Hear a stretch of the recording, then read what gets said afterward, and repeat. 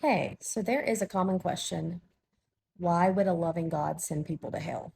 So I have some follow-up questions with that. And I also want to share some conversations I've actually had with people. And I've had a lot of them because I like to talk about this stuff. So my first question is usually, okay, so I assume that means you want to go to heaven. And most people are like, well, yeah, of course. And then I follow up by saying, well, heaven is an infinite worship of God. Does that sound fun to you? And most people are like, no, actually, it doesn't. I don't I don't think that I would enjoy that. I'm like, okay, so you don't want to go to heaven then? They're like, well, I guess not. I don't want to go to hell. I'm like, okay, so it's not that God isn't loving. Um, you just mean God isn't doing what you personally want him to do.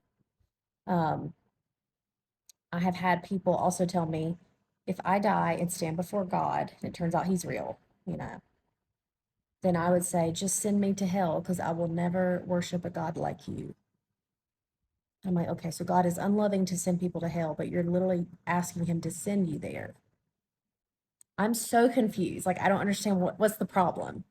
So what people really mean isn't how could a loving God send people to hell? The question is really, why isn't God the way that I want him to personally be?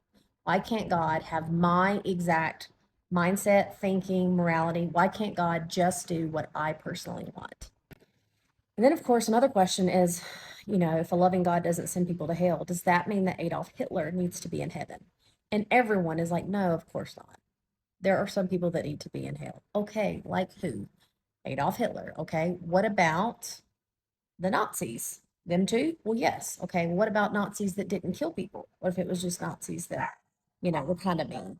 Like, where's the standard for how we decide who deserves hell and who doesn't? You know what I'm saying? Like, is it just like it varies per person? Every person has a different standard. And so I just feel like that's a loaded question. Why would a loving God send people to hell? Because people have already established that they would rather not worship God forever, so they don't actually want to go to heaven.